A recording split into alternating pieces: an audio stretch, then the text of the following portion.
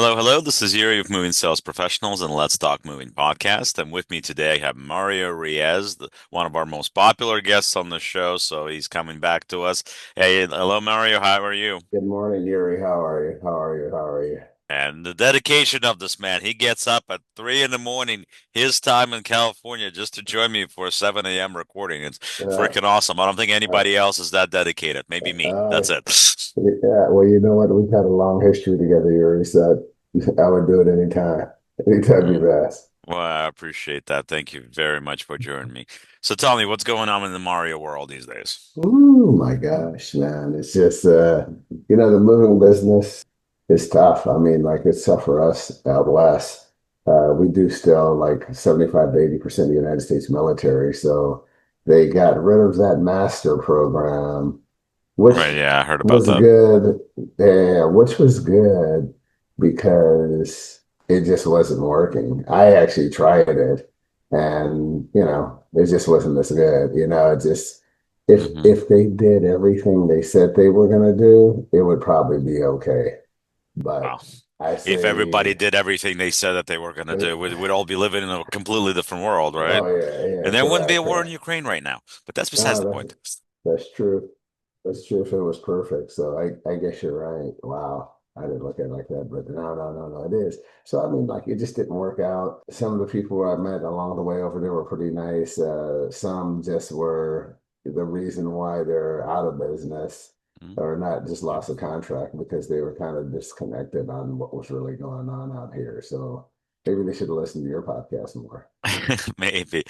I think part of the issue in general with the government, the way that some of the things are set up with the government employees and everything like that. Like now, I've said this before. I'm not going to go into full details, but I've worked as a contractor for the government before when I was younger, and one of the main problems for me was is that I was very ambitious. I was very young. I was like 23, something like that, 24. I was very, very determined. And the manager that I got was, frankly, she was very happy just tolling the line Hmm. and not going above and beyond. Meanwhile, she has a very motivated worker that wants to work, that wants to succeed, that's all about what the organization does. And now for a word from our sponsors. If you're a moving business owner, you may have already heard of Moversville, an email marketing service that helps moving companies increase, repeat, and referral business. But have you heard of Moversville Connect? Moversville Connect is an incredible resource for all things moving. They feature an array of vendors and services that cater specifically to the moving industry. You can find companies that provide moving software, moving sales services, marketing services, moving equipment providers, and much, much more. Visit moversville.com today to learn more. And instead of encouraging that and in the process actually helping herself maybe to a certain level, because employees like that can actually help you gain in the career if you're willing to take a shot and take a risk with it. Obviously there's always a level of risk, right? But that wasn't the case. And I feel like right now, obviously, there's a lot of people that the government is getting rid of, that Trump is getting rid of, right? A lot of people that they're trying to do that, reorganize the government. But what I think has happened in the process is I don't know how thorough their process is of rooting out people that are just happy tolling the line versus people that actually work their butts off. To me, um, if you fire the wrong people, you're still going to end up with what you had before, except that you're going to be even less efficient because the people that were making however, failed the system was, the people that were making it still work were people that you actually let go. So how thorough is their process, and who is in charge of it in the sense like do they have a lot of buddies working there? And are there buddies people that told the line, or are there buddies people that just skate by? It's like there would be I mean, there's a lot of bureaucracy in US in general, but in government specifically, whether it's US government or something else, right? So there's a lot of people that end up in jobs that on paper seem to whatever, but in reality get the job because they know somebody or relative or whatever the case may be, a former classmate, you call it, right? at the end of the day, it needs to be about the most qualified individual in a position. That it should always be about quality. So, like to me, it's kind of the same thing. Like, why do you have to on the job application for most places, government, for example, why do you have to put what race you are? Why do you have to put what gender you are? To me, I don't care about stuff like that. To me, what matters is the person qualified? Are they actually going to do what they're supposed to do? So, it's like you sometimes bring somebody that's uber qualified that has all this experience and they don't do even half of what you expected them to do with the experience. I'll be honest with you, like what I've learned over I've been in the industry for over 20 years, right? Moving sales professional has been up since 2018. So at this point you know, almost going into year eight. October is going to be we're going to be going into year eight. So Oh, we're wow. only a hair Congratulations. away here. Thank you. So we're going to Yeah. be 7 years even October, I think it's 18th, somewhere around there. Hmm. Does your company need more creative marketing and ad campaigns to improve traffic and organic leads? Well, Moving Sales Professionals has a solution for you. We have partnered with social media marketing agency that has over 300 million views on their ads and videos across social media, and they have generated over $35 million for their clients over the last 10 years alone. Their services include content creation, social media ads, pay-per-click campaigns, website and funnel development, Google Ads, email marketing campaigns, lead generation, and much, much more. For a limited time only, they have discounted rates for their services. Sign up for a free consultation call with us via our Calendly link on our website or below this video. Once we hit that mark, what I've learned over the years is that for me personally, I can't have people here that have worked for another moving company before. Hmm. I can't. And every time I hire, I end up being disappointed every single time. There's not been a single exception. I'm the only person here left as the owner that actually been in the industry. Everybody else that's left right now that I have right now, obviously we've had to do some purging and what have you, right? Everyone that's left, I've taught these people. There's not a Yeah. single person that before me used to work for a moving company. Not one. And you know what? They do things the way that I want them to and the way that I need them to in order for them to be Well, successful. I think that that's the case in a lot of things, and people have the mindset to do things a certain way. I don't think it's just like old van lines. I just think it's people in general, that they Yeah. want to do, like they're not adaptive to where they need to be. Yeah, Or, absolutely. yeah, I think a Yeah. lot of it is that, and it's not. I just find it amusing and interesting with the fact that okay, in and I'm like I said, my goal is not of the show. And we're going to talk more about you, and I don't want to try to focus too much about me, to be frank. But in this particular case, the reason I'm saying is like, for example, in me, they have an owner and a model to follow of somebody that's doing this. Obviously, the business has been successful. We're completely like we don't have loans, we don't have bills, we don't owe anybody any money. We're purely cash capital running business. So everything is working, everything is clicking. There's definitely profit being made. It's not overbearing. We're providing amazing service for the price, frankly. Nobody else provides what we provide. No matter what they say, our service is better. But specifically for this industry, specifically for the work that we do, we offer so much more than anybody else does. And it's a fact, right? And at this point, we've been the longest running company doing this as well, right? But in my case, at this point, I find myself needing to be on the phone and doing it by choice, staying on the phone and continue. So you can go in and you can see what I'm doing.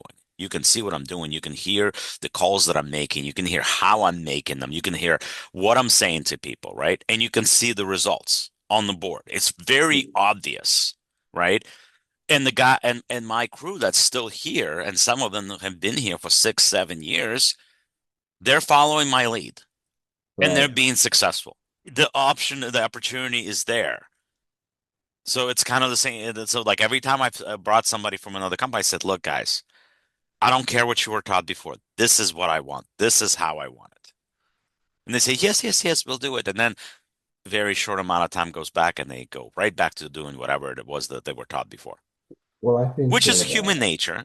I get right. it, but Well, I think that you have that because sometimes in smaller businesses like that, what we don't have a system to monitor some of those people as well.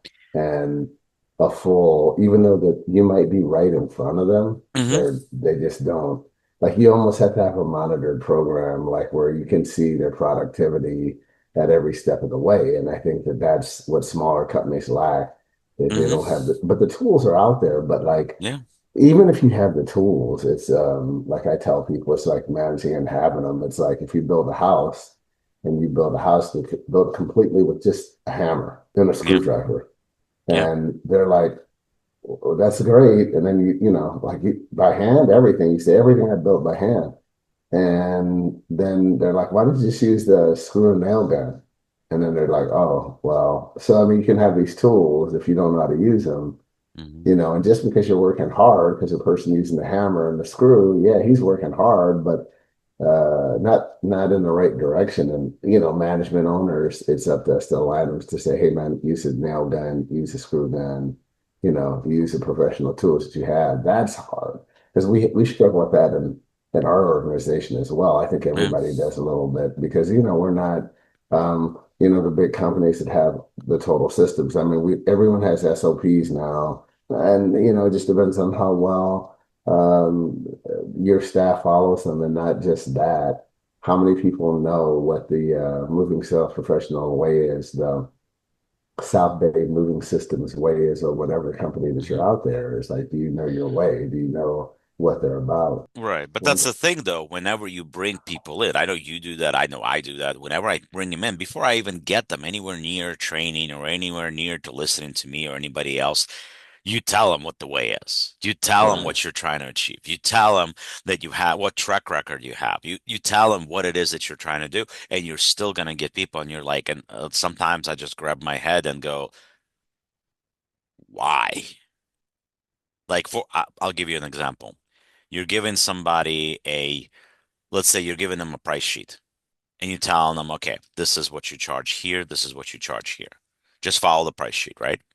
And then the person goes in and they go into the whatever moving software you're using, and the moving software is giving you something different, right? mhm, Right? And maybe it's me, right? But if I'm seeing a situation like that, right?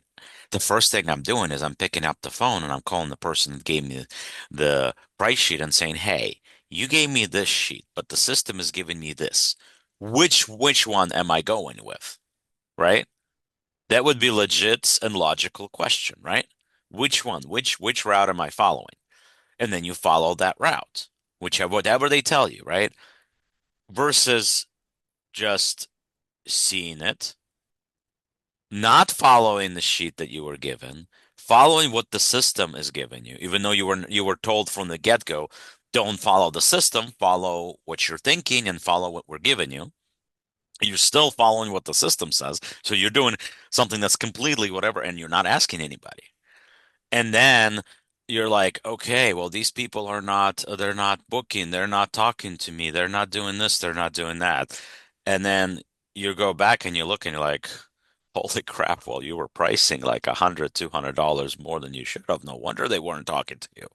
You right. know, and this is not rocket science by any means. It's just simply following, in this case, very simple instruction. This is the price. This is what we charge for two. This is what we charge for three. This is what we charge for four, for example, right? This is the extra truck fee or whatever that we charge. This is a fuel charge. This is what you add. This is how it's supposed to look like, right? You follow this model for quoting hours. Let's say, I don't know, an hour per 1,000 pounds, for example, if you're talking local, right? This is the Mhm. model that you follow. That's it. And if you have any questions, if there's a concern, you pick up a phone and call me. Very simple instruction, nothing complicated, right? You're a salesperson that's supposed to have all this sales experience, right? And all you're instructed to do to begin with is that if you get a list of items from the person, first couple of few times until you feel comfortable, call for me to double check and make sure you did it right, right? That's Mhm. it. That's the only set of instruction. Nothing complicated at all. And then But that's then not being followed. but then it goes back to what I was saying. It's I think it's a little bit of structure because I've only seen it. I never was in the military, but one time I saw these recruits getting taught to march, and then the pace of the cadence was like left, right, left when they were marching. It was so slow. And but that's just what you start on. And Right. I Because think in order that to march fast, you need to learn to automize and do it slow first. And that's exactly what I was telling them to do. I wasn't letting jumping, dumping him in the deep end of the pool and say you have to march full speed. No, I'm saying, okay, this is where you start. And then well, and then you reach out. And then eventually when you feel comfortable and you don't have to reach out anymore, then you stop the reaching out on that. You start reaching out on the bigger things. Or if there's anything strange or there's a difficult situation, right? That you slowly start letting go of the reins, right? Little by little. But nobody's dumping in the end of the pool. That's not how I work at all. I want them to like no, there's a support but I system in think, place. but I think as an owner, period, I think not just you, not just me, we have to all realize at the smaller level that we have something different than the average person, and we have to recognize it so that your deductive reasoning skills may be better than most, or better than you give yourself credit for. So you're like, hey, isn't that easy? So, I mean, Well, yeah, case in that point, like part I've learned for sure. yeah, case in point, like, Jordan didn't, he used to score 65 and they'd still lose. It wasn't until he's like, okay, not everybody's me. And Kobe, same thing, not everybody's me. And when they learn that, then they start to win as a team. And so I think team building skills are very important. And not saying that but like it's what you expect. And I think that people don't understand who they are sometimes. I mean, they do, but they're like, hey, you're a better player and you opened up your own business because you're a better player. But I don't necessarily expect everybody to do what I'm doing. No, I no, don't I expect don't everybody to get up expect at 3 in everybody the to me morning. that you learn. I Uh, think one of the main things that you learn in life is that you realize after a certain amount of time you realize that logic and common sense are so underrated because mhm. you realize that what you're used what's normal and logical and makes perfect sense to you and it's what you're used to because around you there are people that have generally we surround ourselves with people that are of similar mind thinking, right? And Mhm. so there's similar people, there's similar logic, and we're all thinking in the same direction in one way or another, right? Correct. But There is. then when you step out of that circle that you're used to, right, you realize that there's a whole world out there, another 70 to 80, whatever percent of population that don't have that at all. And it's coming to that realization sometimes it's truly mind-boggling because you don't realize that you have so like it's just like you're like you thought that everybody understood this and you realize no they Right. don't and it's just like there's a reason why they have IQ testing and things like that because it like when you take that stuff you realize that there's a reason you have people that have a high IQ and low IQ and somewhere in the middle and it really does play into things like logic skills and what have you, and just standard following directions in general, because even that's No, I agree difficult. with you. I agree with you 100% on that. No, it is, but I think that that's where the underestimation occurs. And then we go back and we started this thing talking about the government. Right.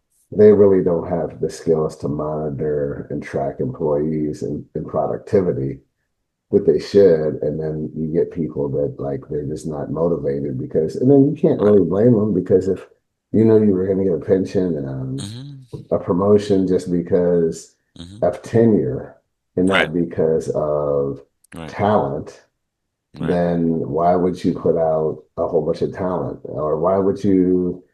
The thing about it is if you dump $20 million cash or whatever on most people's desks, Hmm. how many people would get up and go to work the next day? Right. So, I mean, I think it has to be determined by that. I Right. mean, And I think that also goes back to why is American national debt as high as it is. Some people are going to say because we're some, but I think it's also because we don't spend that money rationally. And a lot of that money is not logically organized and logically spent. And there are people in place that understand the logic and follow the logic instead of trying to find a loophole and find a way around the logic. And they listen, say, I you think, know what they say? They say that the lazy people of this world is what creates progress because you and me are going to go and do something. Lazy person's going to figure out a way of how not to do whatever it is that well, we were doing it. No, that's true. So I mean, and then like I said before, technology, man. We've been trying to use more and more, but it's getting out. Like it's a buy-in. I feel Hmm. like I'm selling all the time, even Yeah. to just try to get to the next level. So I mean, um, a lot of people talk about AI, and there's certainly has its applications to what we're doing. But at the end of the day, especially for me specifically, I still think it's about the real person. AI can collect inventory, right? AI, you can set it to provide a quote based on that inventory, right? But at the end of the day, and maybe that's going to change in 20 years, who knows? But today, AI still doesn't know when the customer is lying. AI still doesn't know when the customer is basically given based on how they're saying things and what they're saying. Yeah, they still don't know that they still can't pick up on the hints that we pick up as humans, where we know this guy has more. We know his stuff weighs more. We know his things are bigger. We know that there's something else going on that he's not telling us simply by what they're saying and how they're saying it.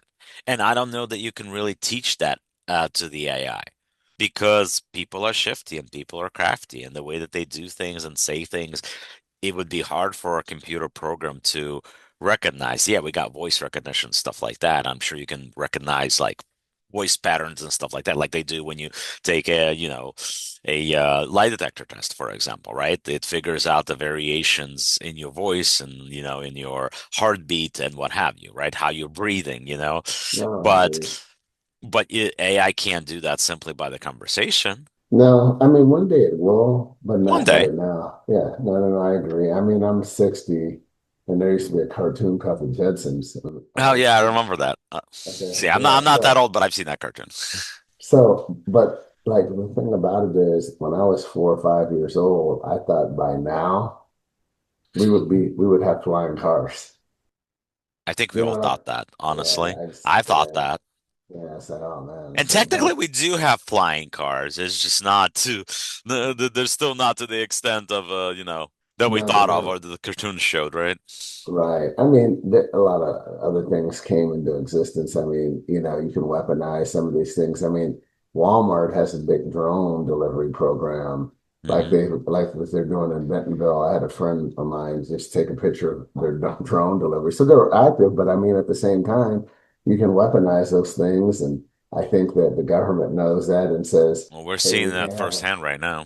Yeah, yeah, exactly. It's like The you. modern warfare. It is. And so I think you can't really have a whole bunch of drones delivering packages. And one of them's going to be, of course, something, somebody like a bad actor is going And to get it sooner or wrong. later, somebody's gonna hack that thing, and Right. before you know it, you Exactly. have a bunch of people that instead of getting their package in their hand, get a package, drop it on their head. Right. So it's that Exactly. simple, and you have a bunch of dead No, people. It's no. not even that complicated if you think about it, No, it's not. And I think that's in I theory, think that, anyway. but I think the technology's there, but I don't Yeah. think they want to do it. I mean, they don't talk about the safety of it, but the technology's already there for them to do it.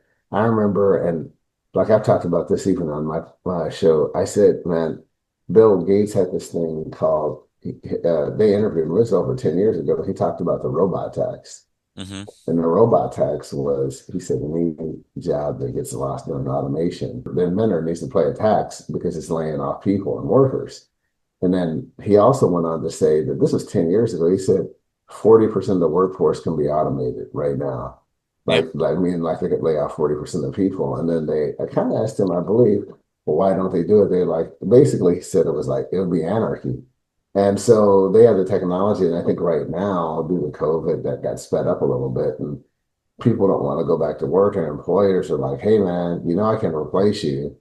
You cost too much. You're not productive. They don't want to, but then they have to because like guys don't want to come into work. Everybody wants to work from home. And I get it, but I still feel like there's only certain people that can be productive from home. It's a good Right. idea. Right. And I can tell you that firsthand. There there are people that should never work from home, because they're going to Right. get distracted by too many things just because of their personality and because of the way they are. There are certain people that are super uber productive by sitting at home. They're able to do Right. their home things, they're able to do their work at the same time, and they're super focused on whatever, right? But others, they get lazier as a course, which doesn't just affect it affects their daily life, but it affects obviously the work as well.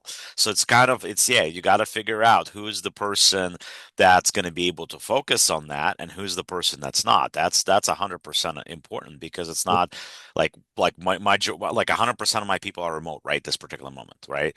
At one Wow. point I had 20 people in house at all times and Oh, I had wow. remote people, right? Now we're definitely a lot more cut down, but we are well positioned to for growth and we can increase at any point. I can go from the crew that I have now to 20, 30, 50 people very easily and very quickly right now, the way that I'm set up.